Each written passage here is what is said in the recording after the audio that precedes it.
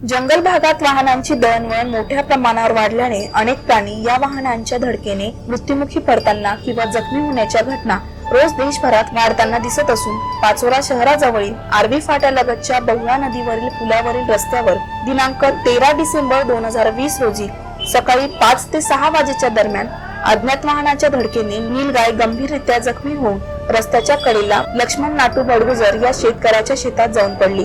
गंभीर धडकेने तिच्या मागील पायाचे हाड मोडून प्रचंड रक्तस्राव होऊन अर्धमेली झालेली होती।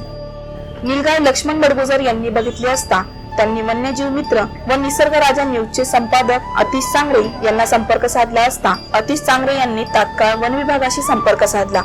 यावेळेस वन्यजीव रक्षण अधिकारी देसाई यांनी अतिश सांगरे यांच्या मदतीला त्यांचे कर्मचारी ठाकरे यांना पाठवले असता त्यावेळेस भेदरलेल्या अवस्थेत नीलगाय झडपडत असतानाचे चित्र त्यांना पाहावयास मिळाले।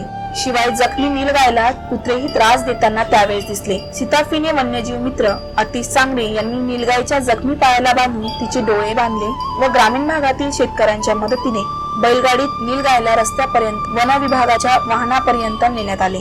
त्यानंतर पुढे तिला रुग्णालयात नेऊन तिथे ऑपरेशनच्या सहाय्याने पुढील उपचार करण्यात येणार असल्याचे वन्यजीव मित्र अतिश सांगरे यांनी कळविले। यापूर्वी अतिश सांगरे यांनी तरस, कोल्हे, माकड, साप, अजगर, बिबटे यासारख्या हिंस्र पशूंचे प्राण वाचवले आहेत। या दरम्यान 35 वेळा त्यांना विषारी सापानेही चावा घेतल्याने त्यांच्या जीवावर बेतले आहे।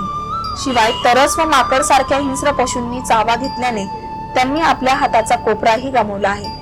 या दरम्यान उपचार घेत असताना त्यांना लाखो रुपये खर्च आला, परंतु वन्यजीव प्राण्यांना वाचवण्यासाठी ते 24 तास झटताना दिसतात। यावेळेस जनतेला आवाहन करताना त्यांनी सांगितले की अशा प्रकारचे वन्यजीव साप आढळून आल्यास मोबाईल क्रमांक 9028413041 या क्रमांकावर अतिश सांगरे यांना संपर्क करावा असे आवाहन केले।